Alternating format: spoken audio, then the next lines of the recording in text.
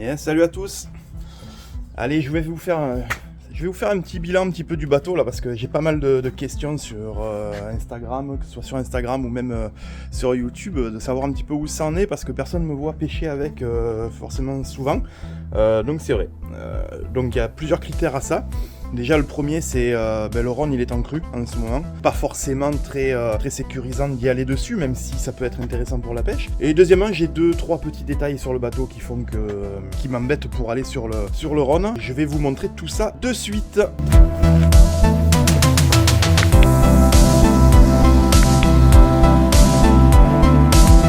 Allez, je démarre par le principal, je vous montre. Là j'ai ma batterie de démarrage du thermique. Les gros câbles que vous voyez là, ça c'est ce qui va directement au thermique, ok? Ça va au thermique là, hop, et par le bouton de commande, la clé, je tourne, tac, ça démarre le thermique. Ça c'est en direct, ok, pas de souci. Par contre, si je laisse ça, ces deux petits fils qui sont en 2,5 au carré pour ceux que ça intéresse, branchés, le problème il est que ça c'est les deux fils qui m'alimentent pompe de cale, pompe de vivier et toutes les lumières de coffre. Et à la console, je vous montre et je vous explique un petit peu plus en détail. Alors là, vous voyez le chantier. Ah oui, c'est quoi ce bordel? Mais je vais y venir, vous allez voir.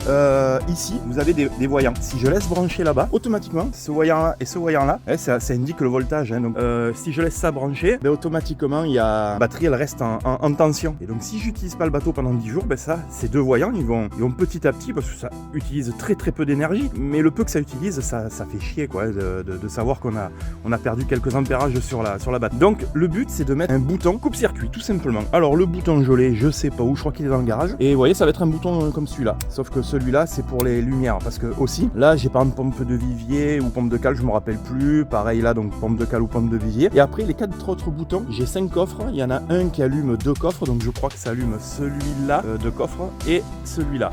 Et après, tous les autres, ce sont des lumières indépendantes. Ce bouton, en fait, en plus, je trouvais ça sympa de le mettre à part. Donc, vous voyez, c'est un peu le bordel à faire, hein, mais bon, il faut faire ça bien. Je vais vous montrer, ce sont ces lumières. Celles que je trouvais pas très jolies sur mon bateau, mais voilà, qui sont obligatoires pour la navigation sur un fleuve. Voilà.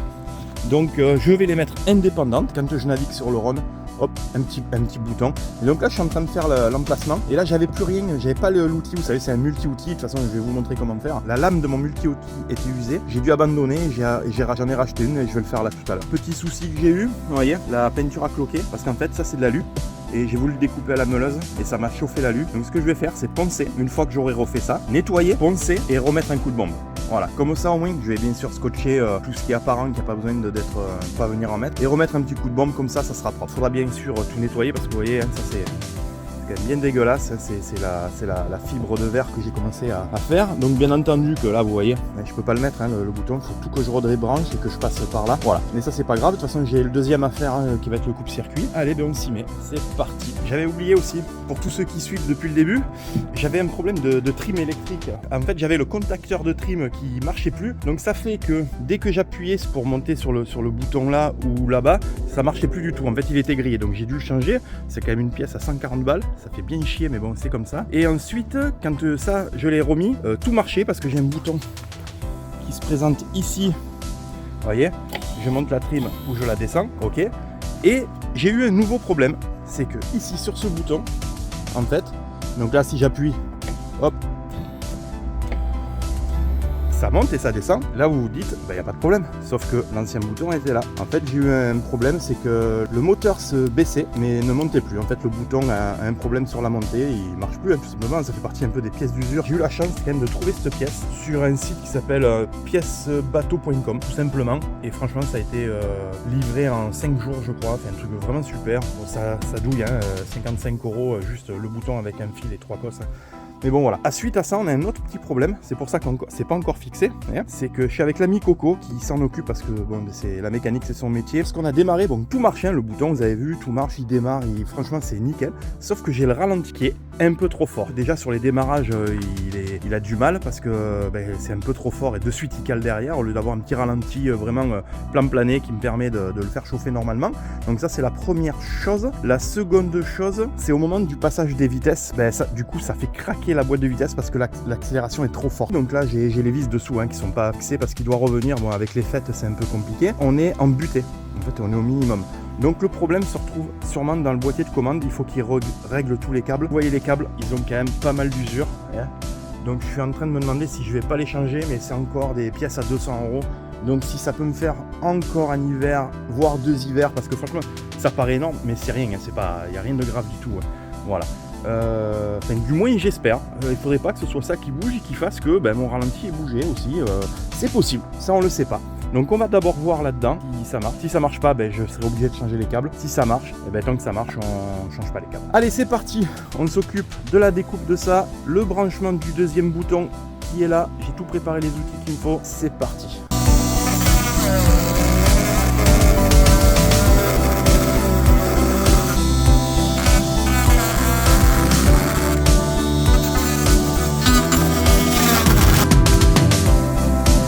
Voilà, c'est terminé. On va présenter ça. Alors ça, qu'est-ce que c'est? C'est tout simplement le boîtier dans lequel va venir se mettre le bouton. Regardez, ça, c'est avec une seule main, c'est pas évident. Voilà, donc il y a des petits clips là, ok. Et ça va venir s'enclencher, ça fera une petite finition jolie et ça permettra aussi de venir encadrer, vous voyez là le trou de la mèche de la perceuse pour pouvoir, voilà. Une fois donc ça va venir là, pareil, il y a des petits clips là qui vont venir coincer et ça fera un peu de finition. Alors avant ça, qu'est-ce que j'ai dit que j'allais faire? C'était poncer. L'intérêt de cet outil, c'est ça, c'est que c'est déjà qu'on peut y changer des pièces. Comme là par exemple, je vais passer avec la ponceuse, et là j'étais avec un outil pour découper la tôle tendre, pardon, comme l'aluminium ou le bois, la fibre de verre, etc. Après il existe des outils pour tailler bien sûr l'acier, pour tailler plein de choses. Il a plusieurs vitesses, réglage de vitesse, donc je me mets sur 3, sur 6. Et puis aussi il est amovible, donc on peut travailler vraiment dans tous les sens, et ça c'est vraiment top. Je vais passer au ponçage comme je vous disais pour vous venir faire propre, vous voyez, parce que ça a chauffé ma peinture et du coup on va pas laisser ça comme ça. Donc je vais poncer, un petit coup de nettoyage et on pose tout ça.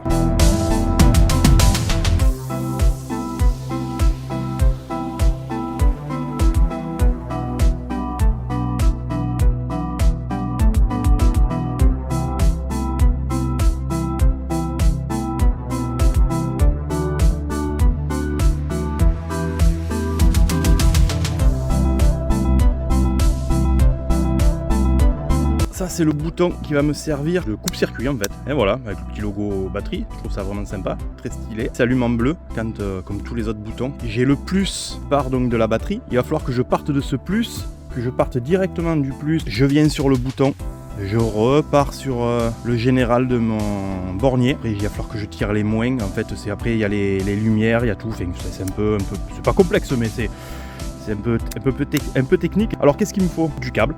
Ok, voilà, je suis en 2.5, pince à dénuder, bon, elle n'est pas forcément terrible, des fois qu'un cutter on s'en sort mieux. Des connexions comme ça pour venir sur la... Vous voyez, tout simplement, après on vient, voilà, on vient comme ça. Donc ce que je fais moi par contre, les connexions, à chaque fois, hop, j'enlève ça. Hop là, ça je le bazarde. Et avec quoi je viens pincer? Avec une pince à sleeve, vous savez les sleeves pour pêcher au brochet. Voilà, et bien avec ça là, hop, je choisis le bon diamètre et c'est extraordinaire. C'est parti, allez, on fabrique tout ça.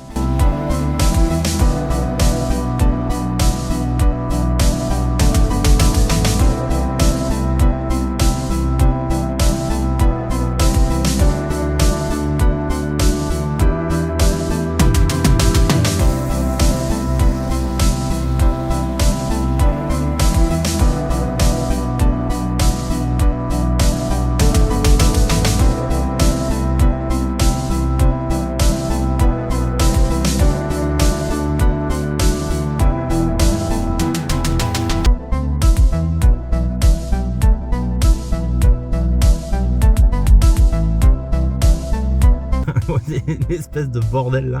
Bon, en même temps j'ai défait, vous voyez, la boîte est là, tout a été défait parce que là voilà, ça c'est, j'ai raccordé, donc ça c'est le bouton des lumières qui était à l'avant du bateau, les rouges et vertes. Et là je vais récupérer le général, je crois que c'est lui. Ça c'est le général, le plus et le moins qui arrive. Je vais donc partir de là, venir me reconnecter, vous voyez, à ce fil. Je vais le connecter donc au bouton directement. Puis le bouton, je vais le raccorder à mon bornier comme il est actuellement raccordé celui-là. Partir avec le moins. Et là, j'aurai tout simplement mon électricité qui arrivera ou non en rapport de mon bouton. Voilà. Je sais pas si je me suis bien fait comprendre parce que c'est un peu le bordel. Regardez là-haut. C'est un petit peu plus rangé, mais c'est le bordel quand même. Vous voyez, par exemple, à chaque Wigo, j'ai un petit riselant ici, parce qu'à chaque Wigo, ça m'évite l'écartement des fils et éventuellement que les fils se défassent. Donc je mets un petit riselant à chaque chaque fois. Voilà, ça vient tenir les fils. Petit code couleur ici que j'ai acheté là, qu'on trouve dans tous les magasins de bricolage. J'ai mis par exemple ici, c'est le jaune et orange. Là-bas, vous avez 2 noirs, 1 orange. Là, vous avez un orange, un jaune. Ça correspond en fait à des fils, par exemple lumière coffre l'heure, coffre batterie, j'en sais rien. Là, comme ça, je sais plus exactement à quoi ça. Ben, ça, c'est simple puisque c'est le fil qui part. Ça, c'est les lumières avant du bateau. Et j'ai tout de noté sur un petit cahier qu'il faut que je refasse au propre, que je me mette dans ma fiche technique entretien bateau, et aussi que je me le mette sur, que je prenne une photo, que je la garde sur le téléphone. Si un jour je suis en navigation, que j'ai une petite panne, hop, je peux retrouver mes codes couleurs et tout. C'est super simple, super propre. Voilà. Je vais faire ce branchement. Alors j'ai juste un câble hein, à brancher avec un Wigo et refaire ça parce que ça c'était provisoire. Hein. Je vais mettre le Rislan, que là après il va falloir que je les fasse passer dedans. Et après je vous montre sur les boutons là-haut. Les fils des batteries sont passés et tout. Donc je viens de faire une petite erreur, c'est que j'ai oublié de mettre le boîtier d'abord. Bon, ça c'est pas très grave, j'ai qu'à débrancher et passer le boîtier. On voit que tout est éteint, la batterie est encore débranchée là-bas. Donc on va voir logiquement le bouton. Alors je sais pas si c'est de ce côté ou de ce côté. Je dois mettre là pour éteindre, je ne sais pas. Donc voilà, de toute manière il y a ça qui doit s'afficher ou pas. Et on va voir. On va rebrancher donc la batterie. On va me remettre j'enlève la petite vis. Je remets ça, je remets la petite vis. Hop, on met un petit coup de clé pour serrer. Bien entendu, je remettrai, comme vous voyez là, il y a de la graisse. J'en mettrai sur toutes les connexions. On va au tableau et là, effectivement, on voit que c'est pas allumé. Donc j'étais dans la bonne position. Par contre, je m'aperçois que le bouton lui est allumé. Alors, c'est pas très gênant. Honnêtement, une lumière comme ça ne consomme rien. Pour rester 15 jours allumé, je pense que la batterie, elle va pas perdre grand chose. Mais c'est pas ce que je veux. Je veux que quand c'est éteint, tout soit éteint. Ou j'ai échangé mes masses ou mes pôles, je sais pas du tout. Il va falloir que je regarde ça. Donc j'appuie sur le bouton et tac, tout s'allume. Et effectivement, il y a 12,4. Donc ça prouve que bon, mon coupe-circuit est plutôt bien branché, mais il y a quand même cette lumière qui me gêne. Ensuite, il va falloir que je passe les coffres là, hein, de finition. Allez, on fait ça et puis je vous reprends après. Pour ceux que ça intéresse, du coup, j'avais un pontage ici. Je sais pas si vous vous rappelez, hop, qui venait ici. Je l'ai enlevé et c'est lui. Voilà, j'ai plus aucune lumière. Quand j'appuie sur le bouton, on voit la lumière qui s'allume du bouton. Hein, vous voyez, ça s'éteint. Là, ça devient bleu. Et là, comme je suis allumé, ça s'allume, ça s'éteint. Voilà, tout fonctionne. Donc c'était ce pontage qui me gênait. Ça, c'est le câble, celui-là, qui part à la batterie, on va dire. Et ça, c'est le câble qui va au bornier. Ok. Et ensuite, lui, il part directement sur le bornier. Voilà, avec le passage pour les lumières. Tout fonctionne. Donc je vais refaire pareil sur l'autre qui est par terre dans le bordel. Enlever le pontage du positif et ça sera parfait. Je fais ça comme ça hors caméra pour aller un petit peu plus vite parce que je vous avoue que filmer ça fait perdre énormément de temps. Je fixe tout ça et je vous montre tout ça une fois fini.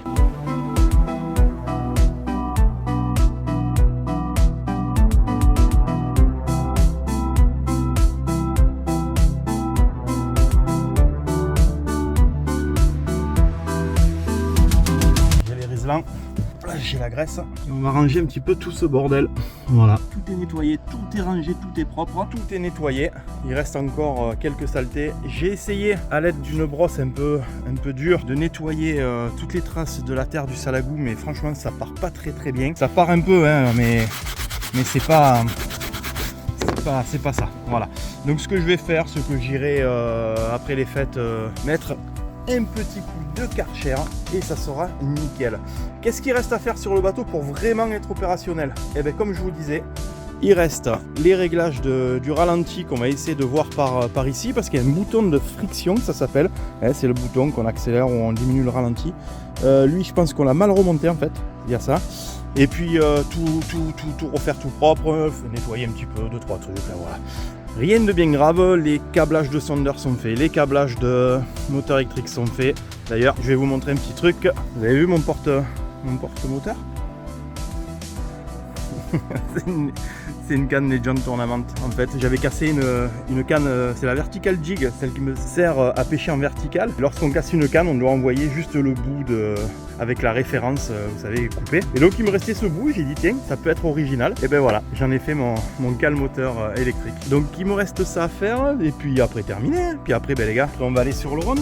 On va essayer de pêcher quelques sondes. Si bien sûr le Rhône décide de nous faire plaisir et de rabaisser un petit peu. Je vous dis merci d'avoir regardé cette vidéo. Je vous dis à très bientôt pour une prochaine. Ciao.